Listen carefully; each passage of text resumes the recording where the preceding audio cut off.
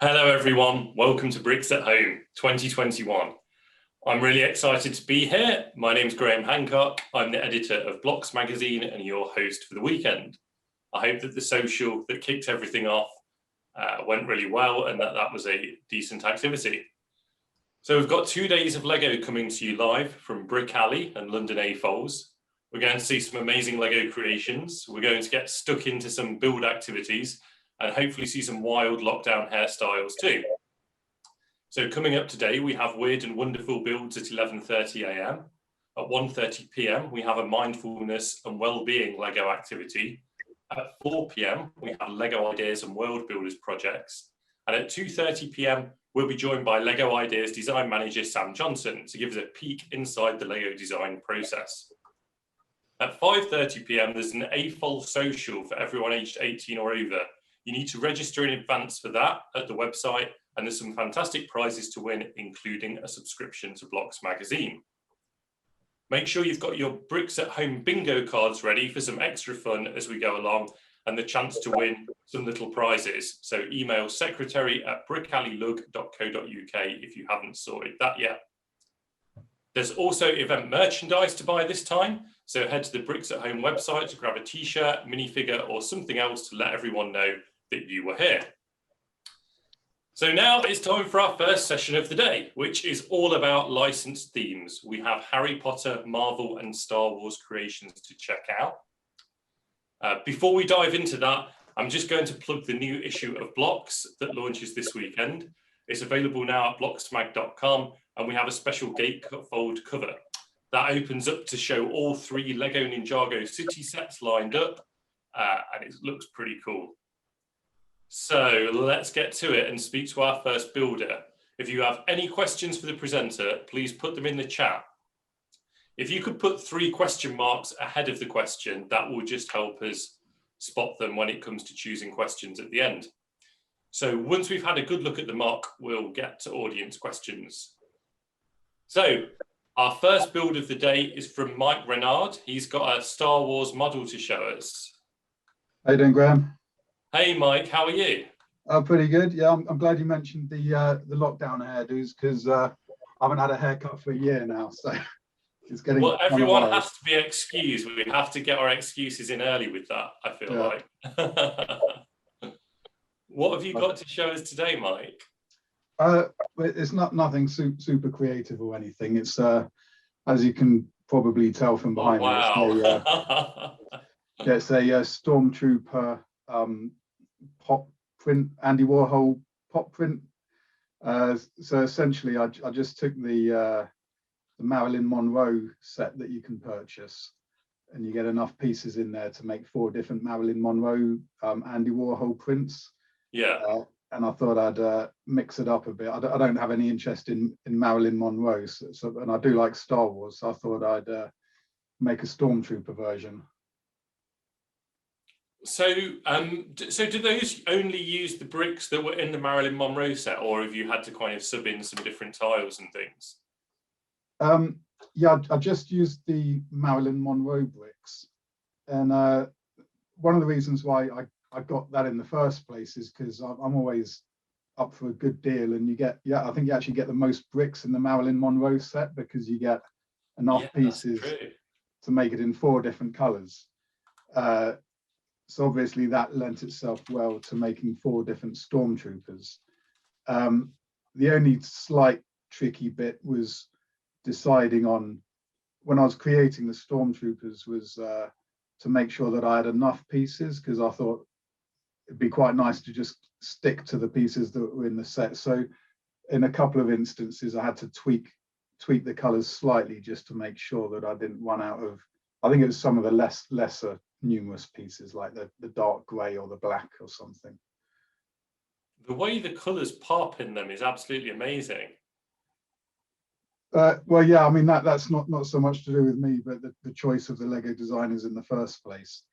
But yeah, I mean, I did have to sort of decide what shades to do the Stormtroopers, and obviously I think in the set you get the most.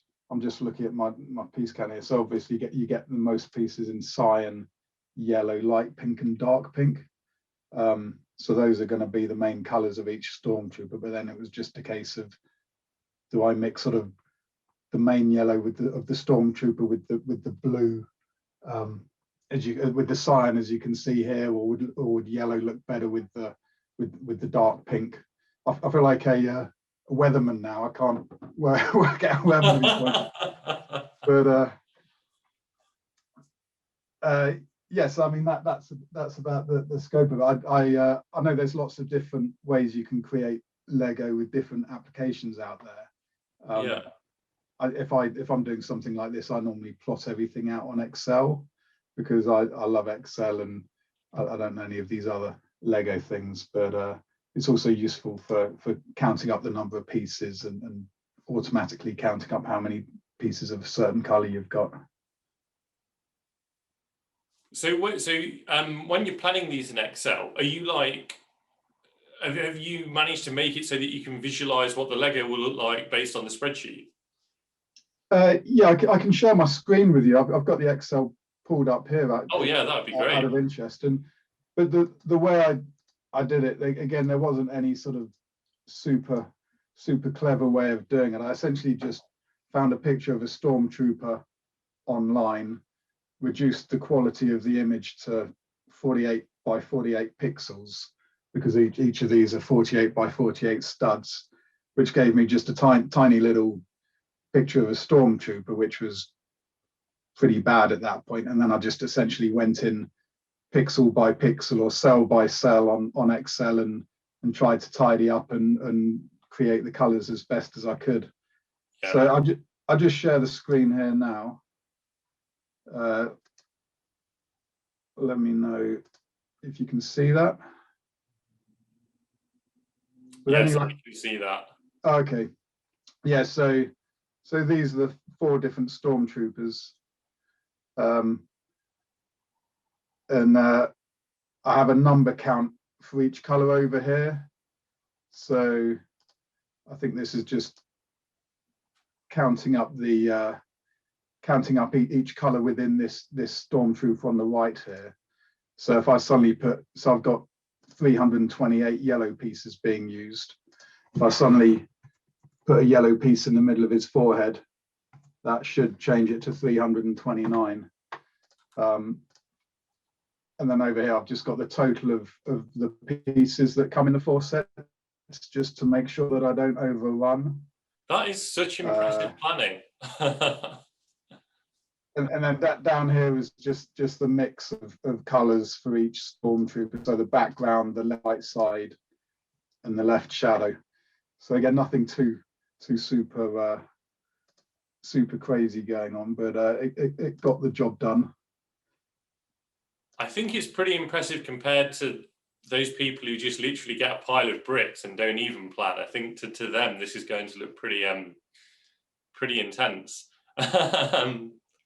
Well, so I do work better if I plan stuff. For example, I managed to insert a lot of Lego into my daughter's homeworks at school, and she had to create some sort of, I can't remember what it was exactly, but we ended up making a volcano out of Lego. So I built her a working volcano out of Lego, and it was on a 48 by 48 base plate again. But I didn't plan it to start with, and I got sort of towards the end, and I ended up with this. It just looked like a big grey molehill. And I suddenly realized that, like a volcano, the way a volcano is formed, it sort of has those really obvious concave slopes up the sides to the center. So I just had to sort of tear it down, and again I did it in Excel and just made concentric circles in Excel and did it that way. So yeah, I'm not so good at just building and wishing for the best. And it looks like on the actual Stormtroopers, you added a little bit more kind of shading, for lack of a better word, from one color to another. I mean, did you adapt it slightly, or is it really close to your spreadsheet? Yeah, so no, well, these are identical to the spreadsheet, but the sort of one creative bit that I did on the spreadsheet, I guess, was adding in the shadows. Because it literally was just sort of an outline of a Stormtrooper's face and his eyes. So the first thing I did was just tidy up that black outline. And then it was a case of just trying to work out in my own head where the shadows would probably be falling. And again, I only had to really do it for one Stormtrooper. And once I had that basic template, it was simple enough to just switch the colors. But yeah, it was tricky trying to work out exactly where to put those colors. And I guess what gave me the inspiration for this in the past is I've seen people have created sort of Andy Warhol Stormtrooper prints in the past, but sort of on canvas kind of thing. And I didn't necessarily want to be influenced by them too much, so I didn't look at those until I'd finished mine, because I didn't just want to copy someone else's work that I'd seen a few years ago. And then when I don't know if there's several people that do them or if it's just one guy, but I noticed when I did look that they'd sort of done it much more sort of blocky, so they'd sort of had the whole of the forehead in one color and then sort of the whole of the face in a different color. So I think they had a sort of more artistic license, whereas I was going for more sort of shadow. And I think it sort of works well as a batch of 4. It's not so exciting just as one, but I think with 4, I think even my wife can get behind it and look at it as art as opposed to just more Lego taking up the house. I mean, it looks so cool. And I think what's so important about that shading is that it gives a real dimensionality to them. Like when you look at them, they look like they look more than just a mosaic. They look like they've got dimension to them. Yeah, and I think that the further you are away from them, the better as well. We may be a little bit close at the moment, but yeah, you never know. Maybe at some point I'll be allowed to stick it up on a wall and have it on show as opposed to just stuck under the bed, which is where it is at the moment. And remind me, is it tiles or studs in the Marilyn Monroe art set? It's actually tiles, which is another reason why I like this set as well, because I'm a big tile fan for some reason, and especially tiles in bright colours. And I don't know if it's partly because I got 2 little girls, so I'm a big fan of pinks and cyans and purples and lilacs and things. So yeah, I love the fact that it's tiles, and I think the only one that's tiles is the only other one is the Beatles. Yeah. But obviously that's a lot more muted colours. Yes, the colours are less exciting in that one. Yeah, but yeah, I'm even though I'm a Star Wars fan at heart, I'm much less excited by the Star Wars mosaics just because they use plates as opposed to tiles, which that doesn't really do it for me quite as much. I don't quite know why Lego decided to do it in 2 different ways. I mean, maybe it's just the availability of the colors in those particular parts. I don't know. We should make a note of that question for our session later. Yeah, because we can ask about that. And also it'll probably get a lot less dust than studs as well, which is nice. That's the thing that terrifies me about those art sets with the studs, is like, yeah, how much cleaning are you going to have to do of them? Well, you got Ninjago City Gardens in the back there. I don't think it's going to be as tough as cleaning that, because I noticed my Ninjago City the other day is in dire need of a good dusting. At least they can go in a cabinet though. I feel like with something that's flat on the wall, having all of those studs down there exposed, I don't know how you get around that. Oh, well, I'll let you know if it ever gets up on a wall. I'll let you know how I get on with that. And how long did it take you to put this together? It was fairly slow going to start with, but then I think I started timing, and I think the 4th one that I made, obviously after I've got the template set up, but I think that just literally putting the studs on the 4th one and building the frame, it might have only been sort of 1 hour and 20 minutes. That's some fast tiling. Yeah. I mean, I'd got it down pretty good by then, having done it 3 times already. And I don't think I made mistakes as you were following the template. Yeah, and what I did as well is with I printed out the Excel, and I actually cut each picture into 9 pieces as well. So I literally had the 32 by 32 plate and 32 by 32 colors just to go straight on the plate. So I don't think I actually made any mistakes either, which would have been a bit of a headache having to pick off dozens and dozens of little tiles. And what are you building next, Mike? Do you have anything else on the go?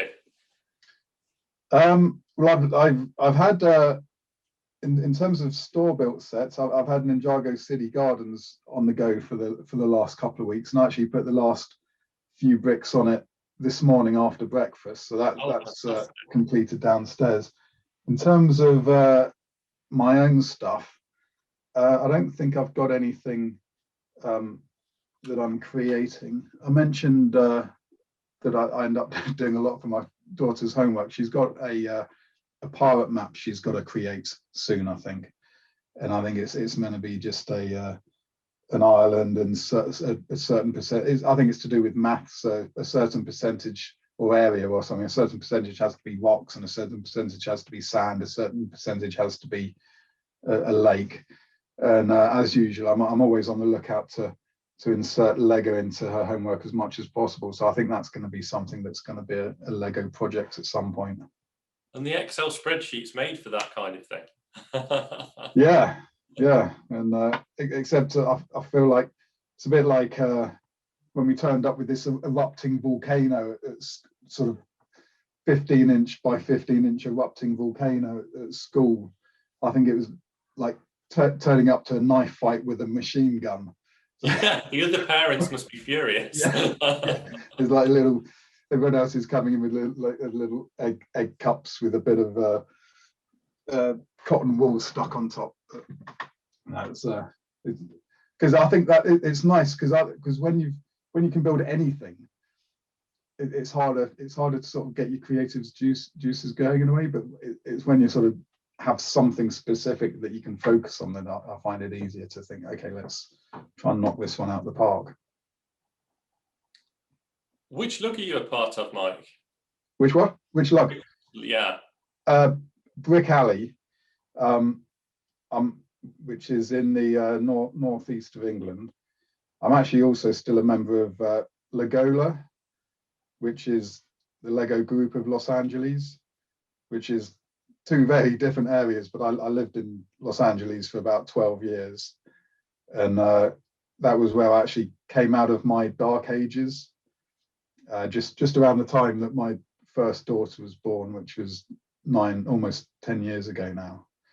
And I managed to sort of bring my love of Lego back from Los Angeles to the northeast of England as well.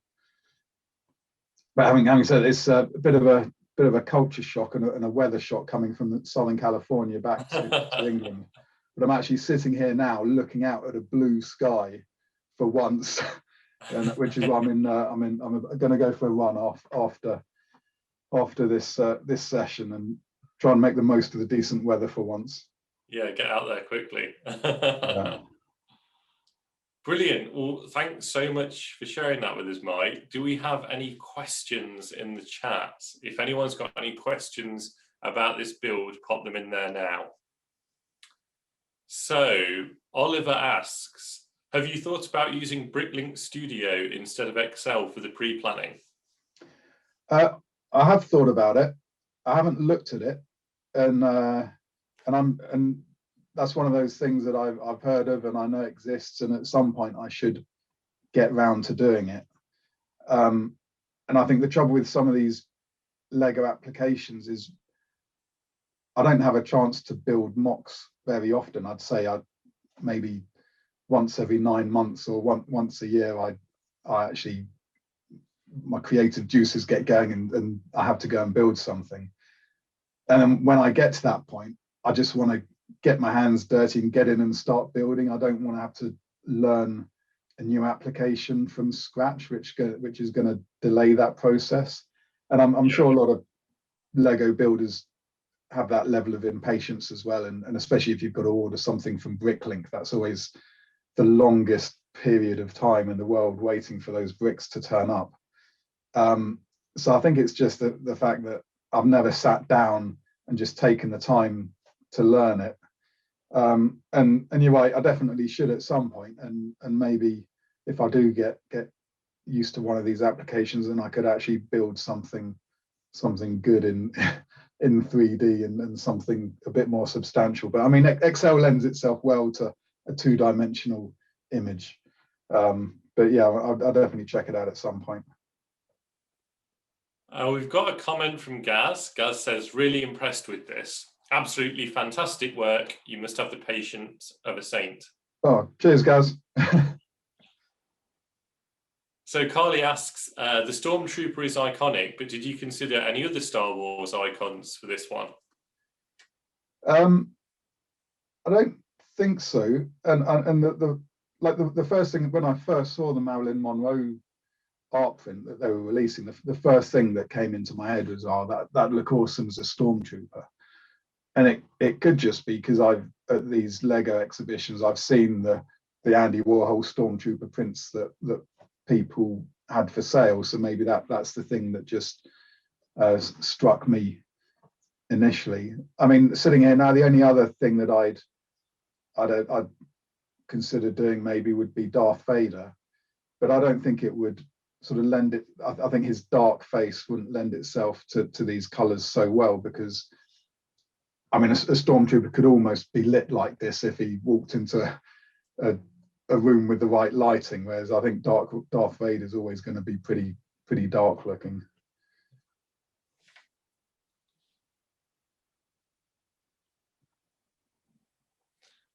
And then Gaz says, I can't express how much this has inspired me this morning. Thanks, Mike. Well, just another word of advice as well, if you were going to do this. The only reason I ended up doing this is I mentioned earlier that I'm always looking out for a bargain, and that's one of the reasons why the Andy Warhol one spoke to me, is because you get the most bricks in it.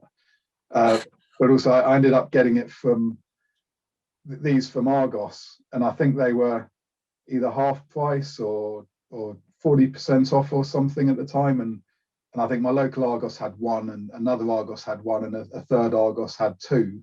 So I ended up having to drive around to 3 different Argoses to get them all, and at that point I was really thinking, if I don't do this, then it's a bit of a waste of money. So I'm actually glad that I actually got off my behind and pulled it together.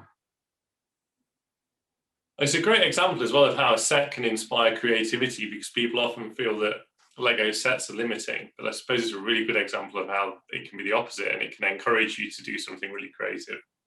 Yeah, exactly. And I've got my eye on the Beatles one as well. I've seen some reasonable discounts on those, and I'd love to pick up some of those to do. I don't know, maybe try and do my daughter's. Like, I've got even less interest in the Beatles than in Marilyn Monroe, but just all the skin tones and the earth tones within those tiles, I'd love to maybe create my daughter. I don't know if I've got enough of a creative flair to be able to do them justice, but we'll see. Maybe if they hit half price, I'll pick up another 4 Beatle ones. Well, everyone's going to be getting in touch with you now when they're looking for a Lego art bargain to find out where to get it from. Well, thank you so much for kicking us off today, Mike. That's just such a cool build, and it's been so fun to take a look at it and hear about your process. Okay, no, it's my pleasure, Graham. It's nice to have someone appreciate it. When I showed my wife, she was like, "Yeah, that's nice."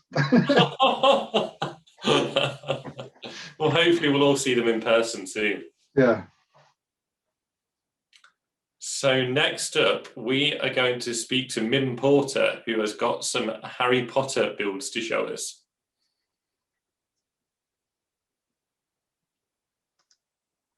Hey, Mim, how are you? Can you hear me now? We can now. Right, great. Yeah, I've basically taken the idea pop-up book and I rejigged some of the bricks in it, the studs not on side bricks, so I could expand all the content. So I'll show you what I've got one by one. So if you need me to move it, you'll have to ask me to, because it's a bit difficult to see what you can see. No problem. That's a massive stack of Lego books there. That's incredible. Yeah, so I got the tiles printed up, and they were printed up in the actual text that was used on the Harry Potter books. Oh, And I got them on the front as well. I hope you can see this because my video's froze. We can see the spine of the first one. Oh, there we go. It's catching up. Yeah. Yeah, so that was the actual text that's on the original books. Yeah. So each book I've done a variety of scenes within the book. Oh, fantastic. So this is the first one, and I've got, like, you may not be able to see it too well, but the bed in the cupboard under the stairs, the letters coming out at the fireplace, Wow. and then Harry with his Philosopher's Stone after he's knocked out by Voldemort. We've got Ron going through the vegetation in that corner, and I've got Gringotts, like Harry's vault, and then like one of the Quidditch shop. And then what I've done is I've done stuff on the reverse for each one. So here we've got the chess set and one of the 4 poster beds from the dormitory. You might not be able to see it, but they're the winged keys just in one corner. Yeah. So that's the Philosopher's Stone. I'll just whiz through them all, and then people can ask me about different things. Perfect. Yeah, definitely. And I just tried to cram in as much as I possibly could.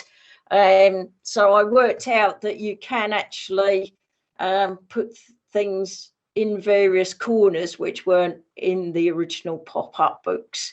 So this is the Chamber of Secrets with the iconic Hogwarts Express on the Glenfinnan Viaduct. And then, although Dobby's not doing anything in particular, he was a key character, so I thought better squeeze him in. I nicked the Hagrid's hut from the giant Hogwarts castle. And then we've got a little bit of the spiders down in the corner from the Dark Forest.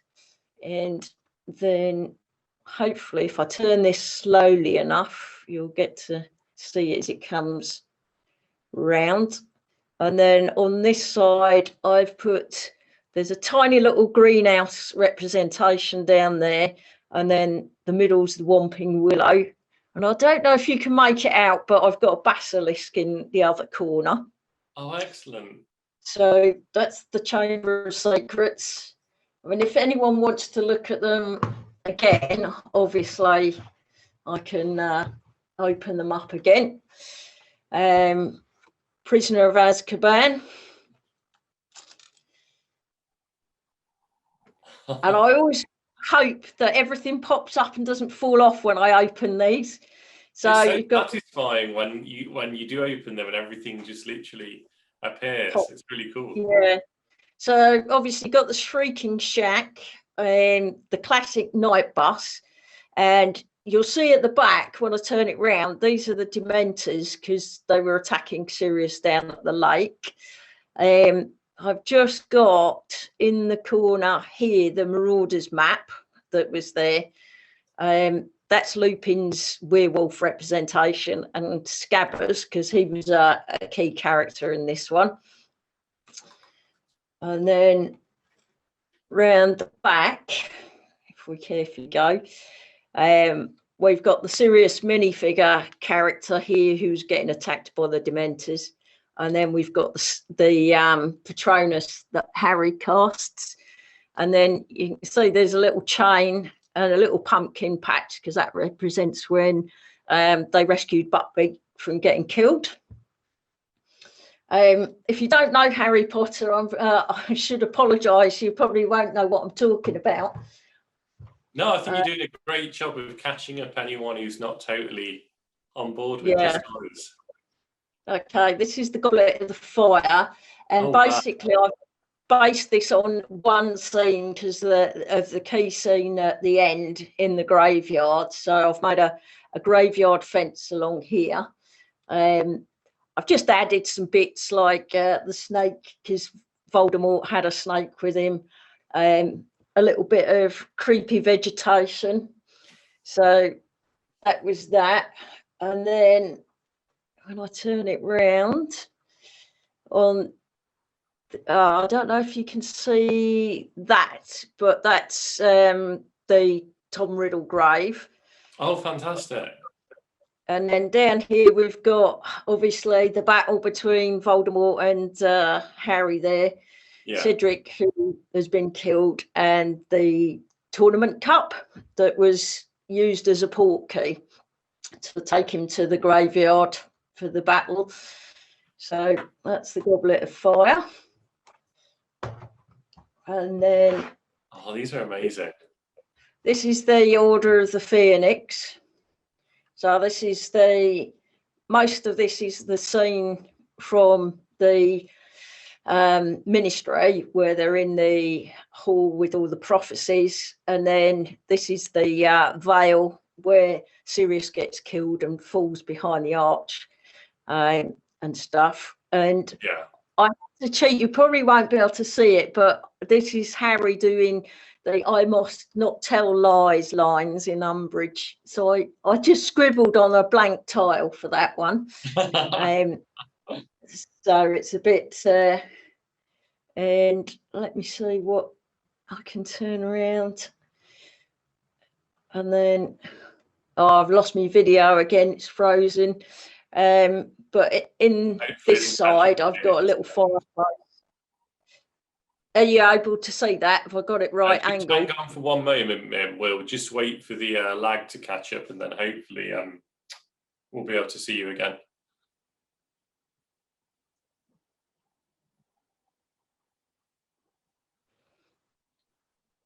Aha! Yes, right, I'm back. See you again. So sorry, please There's carry on. There's a little fireplace here because. Little fireplace here because Sirius appears in the fireplace. In the books, Neville actually takes the prophecy down, so that's him handing it to Harry, and later on Neville has it in his robes when they're fighting in the Ministry of Magic. And then this is Mr. Weasley, because he gets attacked by the snake when they're on guard duty for the prophecy room. Yeah.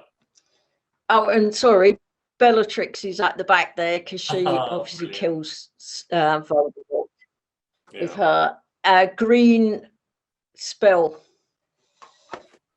And this is Harry Potter and the Half-Blood Prince. Yes. So here we have a section of Diagon Alley with the classic Fred's joke shop, and this represents the Vanishing Cabinet, and this is the Burrow.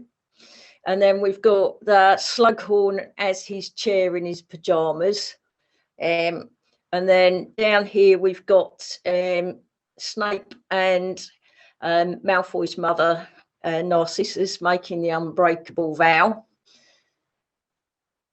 And as we come round, I've put in the pensieve there, and sorry, I've frozen again. Down in this corner with all the memories that Dumbledore has in his cabinet. Yeah. And then this bit in the middle is when Malfoy's in the bathroom in distress just before he and Harry have their fight in the bathroom. And then just a mini representation of the Dumbledore being killed and falling out of the astronomy tower. Yeah. So just, I just tried to, build something that represented key moments. It must be challenging to fit it all into like the specific template. Oh, it's incredibly fiddly. I tried to do the Whomping Willow, and just a fraction of a millimetre catches on something in the corner, and then it all falls apart. Now this is the final Battle of Hogwarts. We've got Neville with the sword because he kills Nagini, who's down there, and then Voldemort and Harry have specific coloured one thing's coming out. Just got an invisibility cloak down in here, and obviously the flames for when the place is burning up. And then I tried to do all the Horcruxes. So I've got the Goblet and Resurrection Stone and the Tiara and Tom Riddle's diary. Now I did try to make a pretend necklace, but that kept falling out. And there's only one tile that Lego have done that represents a necklace. I think it comes from a Pirates set, but it's insanely expensive. So yeah. I didn't quite get that. And then I did a couple of extras because I got a bit carried away. So this doesn't have a title, but you'll know what it is when I open it, I think. So this is the micro scale Diagon Alley. So I put representations of the Cauldron Shop, Potion Shop, Owlery, and obviously you've got the Diagon Alley, and Gringotts has just fallen off. There we go.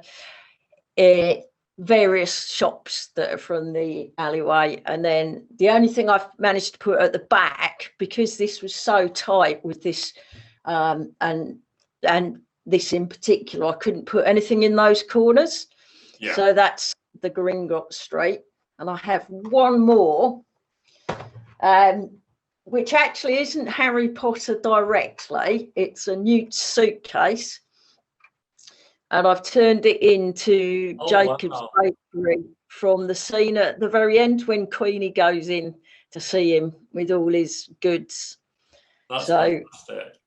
That's yeah, so that's it really. That's the whole lot, except I bought one more just in case they bring out and if they don't, I might make my own for a Hogsmeade. Oh, that's an excellent idea. Yeah. So yeah. What inspired you to take the pop-up book and redo it for all these Harry Potter stories? Well, I just made a mini Harry Potter Hogwarts Express and a mini viaduct.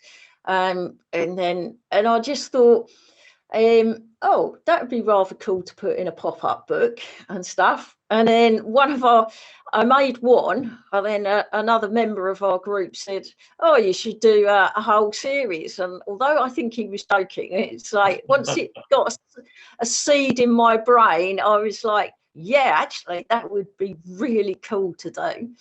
And I wanted to do something that for a change, kids, well, anyone coming to the show could get their hands on and be interactive. So I had them all shut with a big notice saying, you know, please pick them up carefully and open them up and stuff.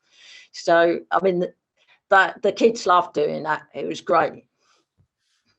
And which lug is that? Which group are you a part of, Mim?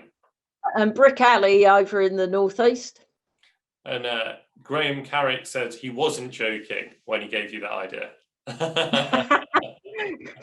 Well, you can tell him that it was a very expensive enterprise, thanks to him, because the books are not cheap. Did you get used to working to the template of them, or was it quite tricky every time? It was very tricky every time, just because of the space and not being able to have anything even remotely touched by a millimetre or it'll fall apart. So there was a lot of fiddling each time I did one to try and get things in place. And sometimes I had to change what I actually was going to put in the corner and various things like that, because it just didn't work. Things would catch on. Now, we've got quite a tricky question here from HK. Okay, so for those of us without the pop-up book set, could you explain how the pop-up mechanism works, please? Right, it's a Technics mechanism. So basically there's some bricks with Technic holes in there, and there's a pin, and then in the middle it's hinged. So what happens is they've made it's made long enough that there's a spare Technic pin rod for the I don't know if I can, you can see it just sort of moving slightly along this. Yeah. So it is just held, and then the other part, the pin's held in place by the way a couple of plates stick out to stop the whole thing moving. So just as you shut it, it moves along. I don't know if you can just see it's moved along there. Yeah. Along down in this bit here. So that's how it works. And obviously the other bits are studs not on top. If I take Harry off, I've put in the bricks facing that way. So that's how it works. And then I had, with the tiles on here, I had to rejig some of the studs not on top bricks so I could actually get the plates to all stick in properly, because the actual design had the plate layout slightly different. Yeah. And I wanted to make the whole spine look like a proper book and obviously get the right text in the right places. So yeah, that's basically it.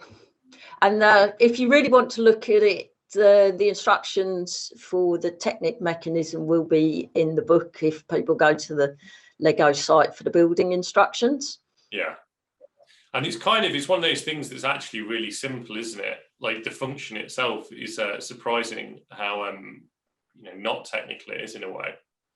Yeah, you don't need to be a Technics builder to actually be able to do that. It is, remarkably simple, and it's just like a little genius idea that someone's obviously had when they've done their original idea submission. And Matthew says these are incredible. HK says the suitcase is amazing. Thank you. Richard asks, if you could do another book series, what would you pick? Oh, I think I'd pick another children's series. Probably, maybe, it depends on how well known the books are, but there's a series I'm reading again, so it's good enough to read several times, by an American author. I think she is Angie Syke, Septimus Heap series. Yeah. And it's, again, a wizard theme. Oh, brilliant. Now, Sarah asks, these are fabulous. Did you plan them in advance or work them out as you build? Oh, I have to work them out as I build. I can't do any of the graphic planning or anything, but also once I got the actual book format, that was easy. It was just, you have to do it, the innards as you build, just because of that practicality of things clashing. And Ashley asks, if you could do it again, is there anything you'd change? No, unless I built a very large bookcase for them. That would be the only thing I would do if I had enough bricks, so that people at the show could take them off the bookcase and then open them. Wow. And what are you building anything at the moment, Mim? Have you got another project on the go? Right, well, my next project is a Ninjago project. I did a huge display at a show in Shildon for Brick Alley, and stupidly took it apart. So at that point where you think you haven't got enough bricks to do another one. So what I'm going to do is combine the big Ninjago sets, the gardens, the city, the docks, and I've got the Temple of Air Jitsu and a few other bits, and then expand them, build a Chinese style market, probably integrating some of the Chinese sets that have come out. Yeah. And take it from there. It might sort of mushroom into some other ideas that are in my head to actually join it into other themes. That sounds absolutely fantastic. I can't wait to see that. Well, you might have to wait a little while because it's going to take me a while to build something that big. Thanks so much, Mim, for sharing those books with us. They're absolutely fantastic. Thank you.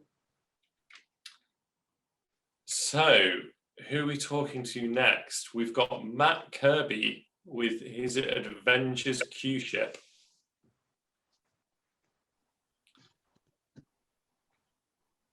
I'd like to remind everyone that there's Bricks at Home merchandise available on the website, so go and have a look after this session to see what's available.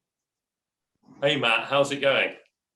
Good, thank you. I'm just trying to get everything in frame here. Oh wow! So this is it's quite a big build. So if people don't recognize this, this is the Q ship, or the flying donut from Avengers Infinity War. It's not in a lot of the film, but it's quite iconic to me, enough to make me think I want to build that.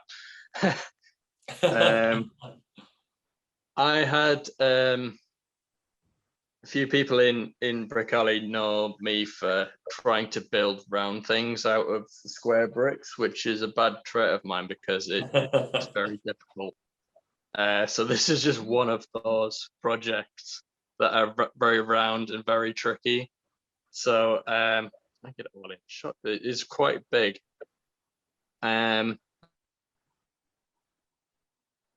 Did you know it was going? I don't know if people remember the last time I was on. I did the mock. Sorry.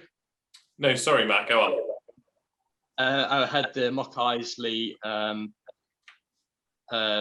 built town city layout, which had different Easter eggs from different things, and one of those was the Doctor Strange Sanctum. So this is a bit of context because that's from this scene in the Avengers as well. So I put that in the background.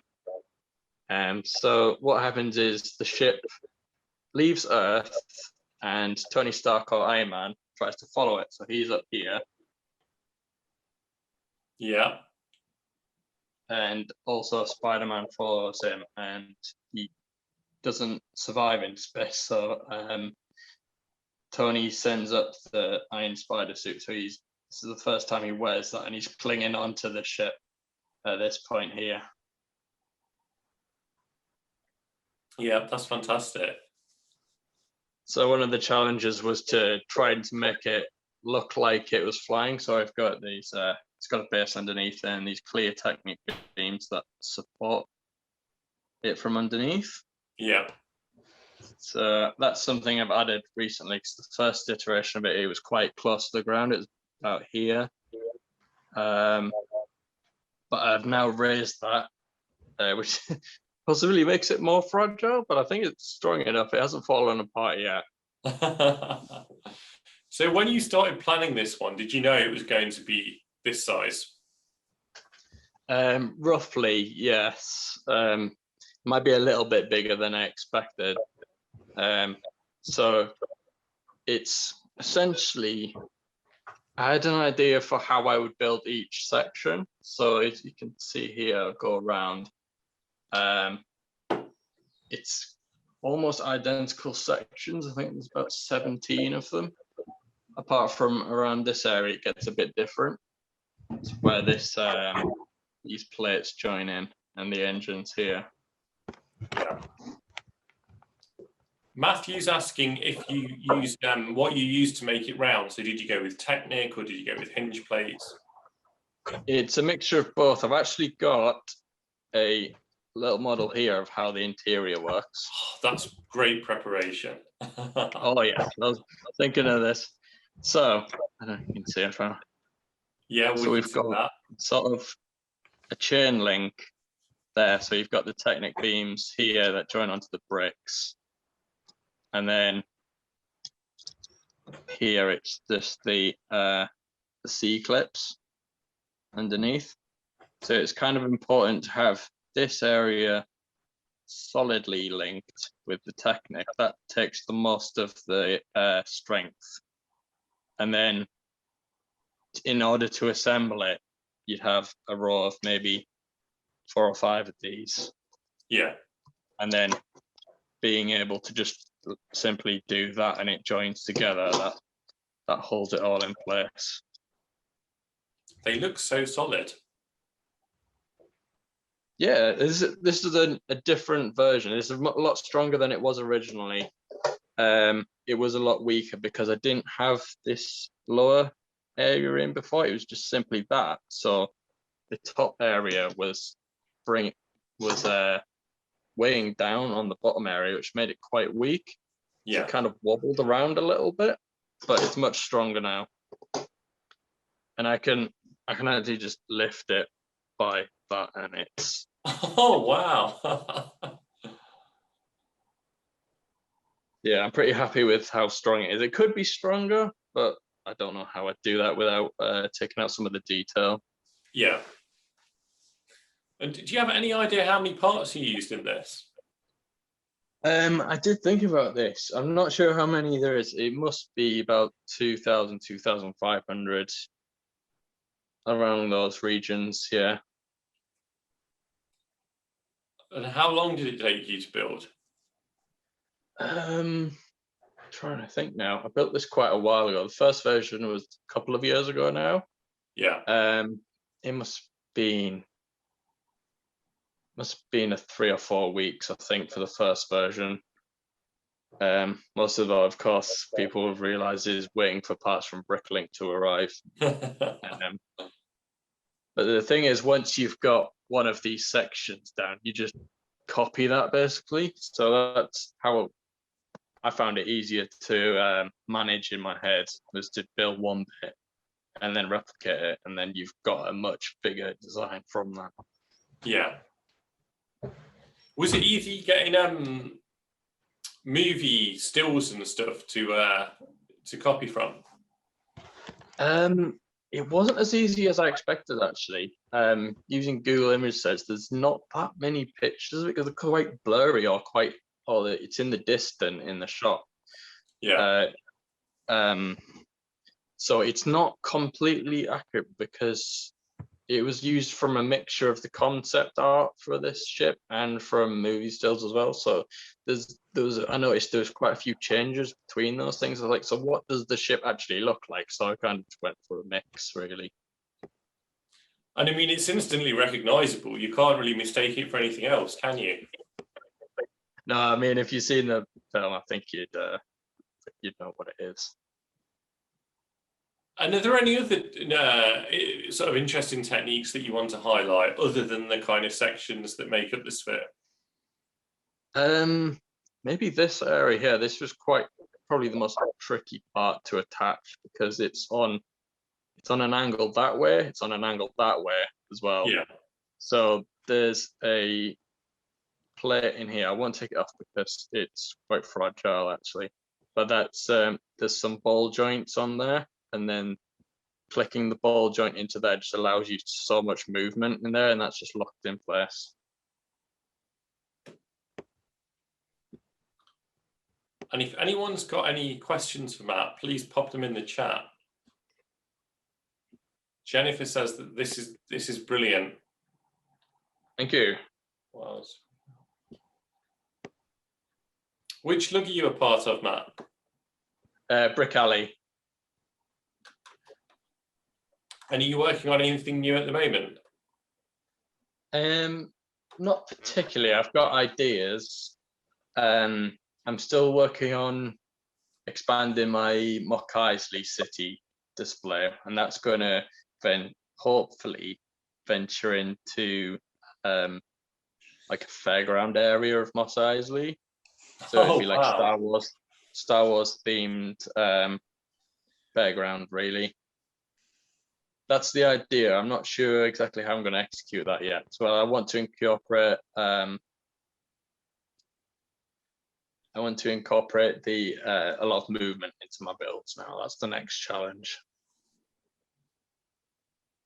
HK says, I've seen the digitally rendered pics of this on Instagram. It looks great. Oh, thank you. Yeah. There's a guy who I meet at shows. He goes around with his camera and he takes pictures of all the builds, and he puts his own sig fig in the scenes and takes pictures of that. And he then photoshops the background out and puts them in these amazing street scenes. And he always does an amazing job of, he's done this one and a couple of other builds I've done as well, and they always look amazing. What's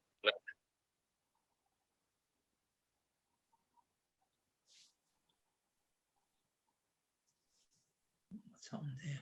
Get the full thing in. And do you have a favourite Lego Marvel set? Is there anything you built recently that you've liked? I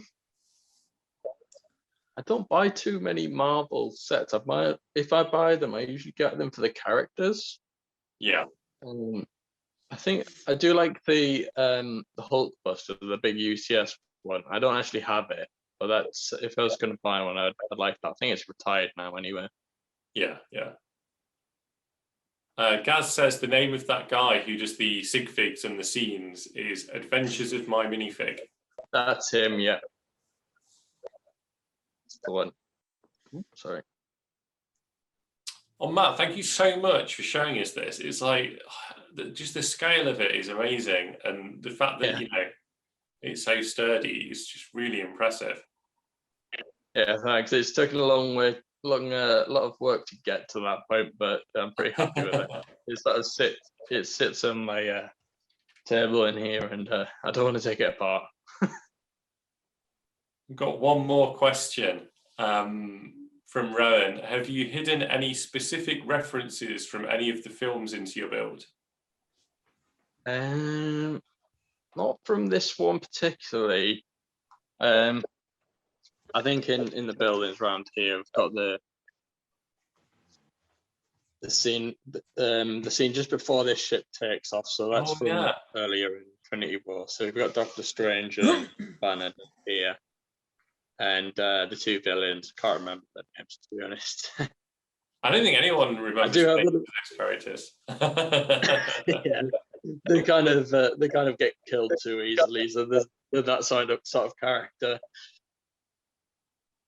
The Thanos henchmen guys, yeah. Yeah, those ones. Nice minifigures anyway, especially this guy. It's really cool. Well, thank you so much for sharing that with us. We've got the names. Cull Obsidian and Ebony Moore from Sheldon. Brilliant. Yeah, Sheldon gets points for knowing Marvel characters better than we do. Is that on the bingo card? It should be. It should be. Great. Well, thanks so much. We really appreciate you sharing that one with us. So no worries. Thanks very much.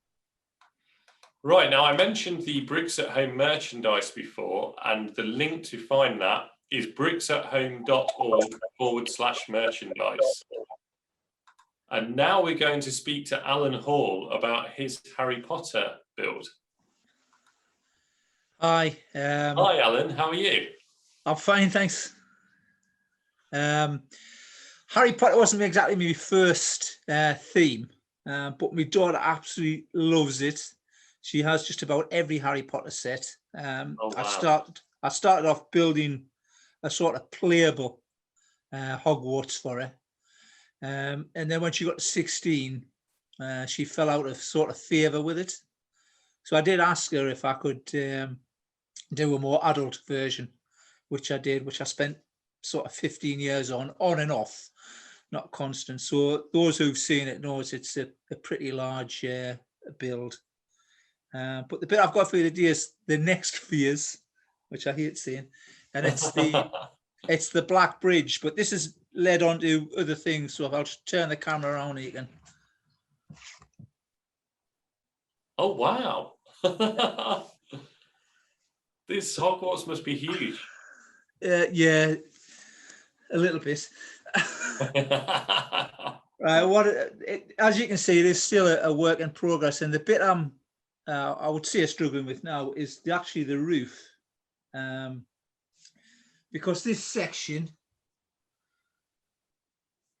is actually totally pivoted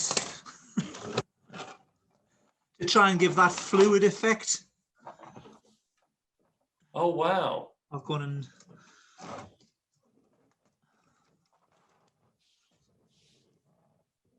so every time I put it together, it's never the same twice. Yeah, so, that's always the way. And collecting the bricks is another big chore, because at the time these black windows weren't readily available. So what I'm trying to do is actually come up with a roof section that is as fluid.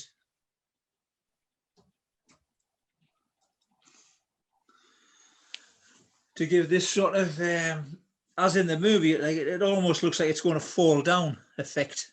Yes. When I started, I was using these small hinges here. Yeah. Which are the ones with the little serrations on. So they sort of lock in position. Yeah. Now I found those restricting, and when they came out with this effect, which are totally movable, they're fantastic. So I use them. So you've got those two. You've got the small 1v1. Yeah. Hold on, I've just touched my screen. I hope everyone's got their bingo cards ready for when Lego falls apart. That must be on one of the squares. Yeah. So like I say, it's and then the offshot of that is the project I'm sort of on with now, which has allowed me to do some rather nice roof beams. Oh wow. So I've got a station I'm working on. Yeah. And I've come up with some sort of curved roof beams. Again, they look really fema, but once in position, they're surprisingly strong. This one in particular, these are the interlocking ones. These really create quite a strong rigid girder, and I've had them 4 foot long with just end supports, and they support quite a bit of weight without failing. Yeah. So that's quite an interesting little technique. I don't know if anybody's come across it before, or if I'm the first. I don't know. But like I say, the main thing is, like, for me, it's just like Matt before. It's particularly with this one, trying to get these square bricks to produce curves and round shapes. It's just a fantastic challenge. Yeah. And I think it's almost an engineering challenge, which I think a lot of people who are adults who are into Lego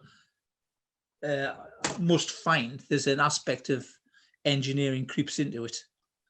I imagine you must learn so much engineering without even really realizing that you're learning engineering, because every time you're trying different shapes and things. Yeah, well, I'm fortunate. I was an engineer before I got into Lego. So it's a bit of a cheat, really. So, and then so the next phase for this, which is the bit I'm working on now, is obviously at the bottom. There's a small piece of thread holding it together. Yeah. It's actually building the scenery, which is going to be a green and rock valley. So the people who've seen me mock have seen the rock work involved. So that's probably the next phase. Again, just collecting enough dark bluish grey. Yeah. To start building that, because I have to have quite a lot in stock before I can start building rock work. And I'm not much of a planner. My planning tends to be just simply lists of bricks I require, and then trying to source out where I can find them. So that's the extent of me planning. I don't know. I know a lot of people use computer programs and stuff like that for planning, but I don't. I just sort of sit on the floor with a huge pile of bricks and crack on. So it's a shame I couldn't have gotten more out of it, but I've at the moment I've got other projects in the room ongoing. So are you always juggling lots of different builds at once? Yes, I don't know if I get bored, or when I hit a mental block with something, I tend to just sort of put it down, put it to one side, and then start something else, which means I always have about 4 or 5 different builds on the go at any one time. But I also have lots of little projects. So I don't know if anybody's the same, but if you notice a new element comes out, I tend to buy a few of the elements off Bricklink and then just play with them to see what I can do. and then whatever shapes I come up with, I just sort of keep in a small box. I have sort of my work in progress box.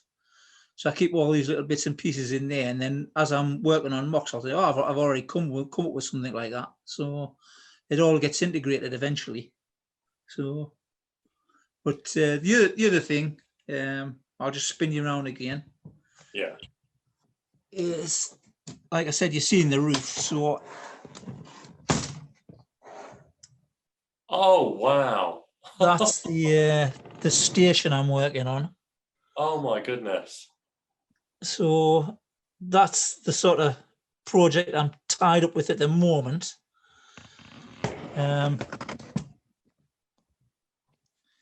But it's again, it's time. Really, like, I mean, I would do it every day if I could. Yeah, But, yeah. It's a very time consuming hobby, you know what I mean? But it's also it's quite an expensive hobby as well, as we all well know. Absolutely. But thoroughly enjoyable, you know. So yeah, I really enjoy it. So, and I'm looking forward to actually getting this. This bridge has been in this state for about 5 years. I keep coming back to it, trying various roof techniques. I've just bought a load of 2x2 round tiles. Yeah. To see if I can do something. I like the external effect of the tile roof that I've seen. As if I can make it fluid, as yet I don't know. It's going to involve a lot of technical pins and such, I would imagine. Like so, but yeah, that's about where I am with it. So. We've got a question from Sheldon.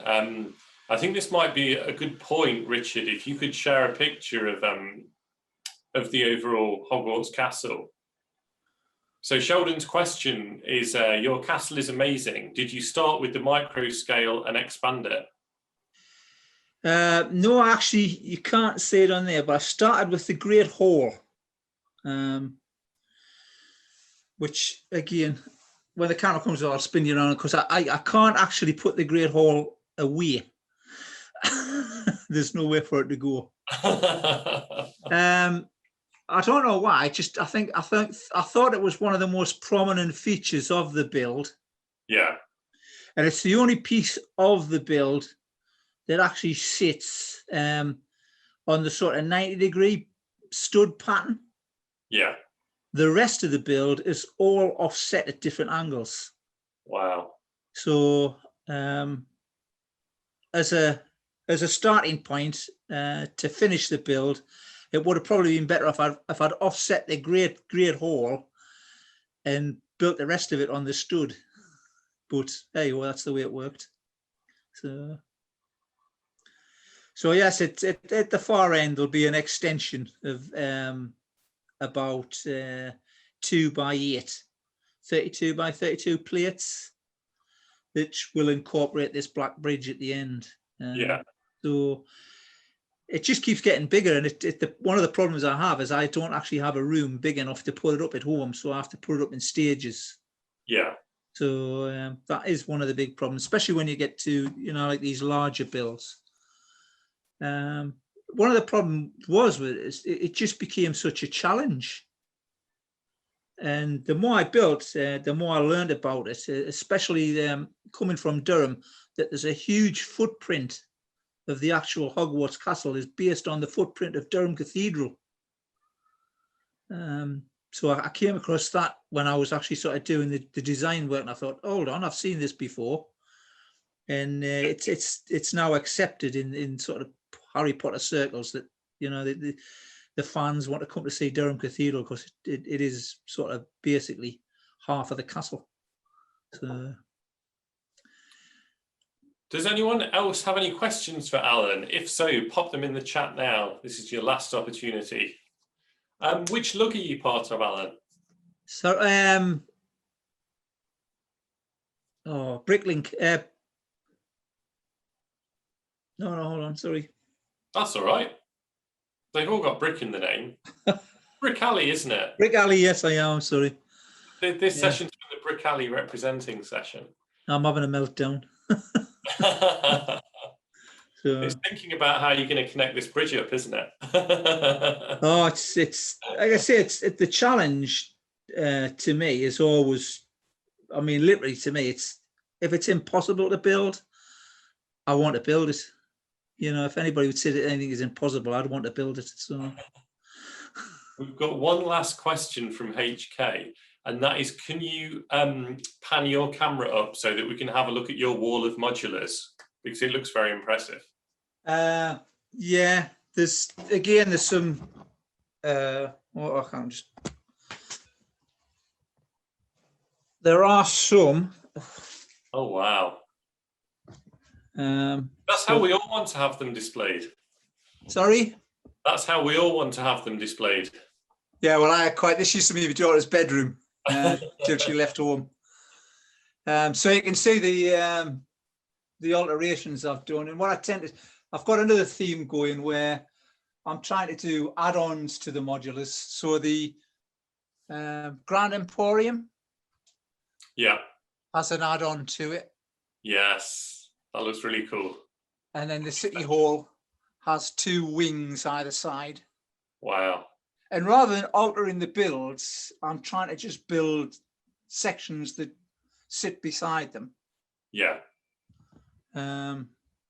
This is actually more sort of Harry Potter stuff. This is part of Diagon Alley, that row. And some trains.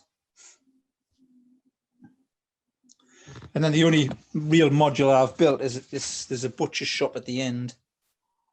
I can find it there. Oh, sweet. And then I love the bookshop. Oh, wow. And anybody from the Northeast will recognise that as we have a store in the Northeast of England called the Cooperative Society, and this is very much their style of building in the Northeast of England. So when I saw the gable end of the birch books, I just thought that looks so much like the gable end of a Cooperative Society building. And the only thing I've got to do now is actually have the name printed on some bricks. Yeah. And I think what I'm going to do is get some names of sort of local towns and villages, so that when I exhibit it, I can sort of try and tailor it to each of the areas we're in. That's a fun idea. I've got all the modulars on the first one, which was the Market Square.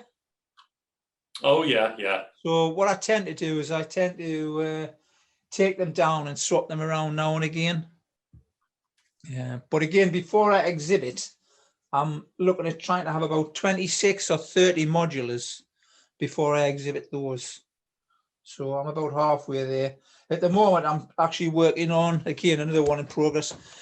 I'm working on combining the Friends.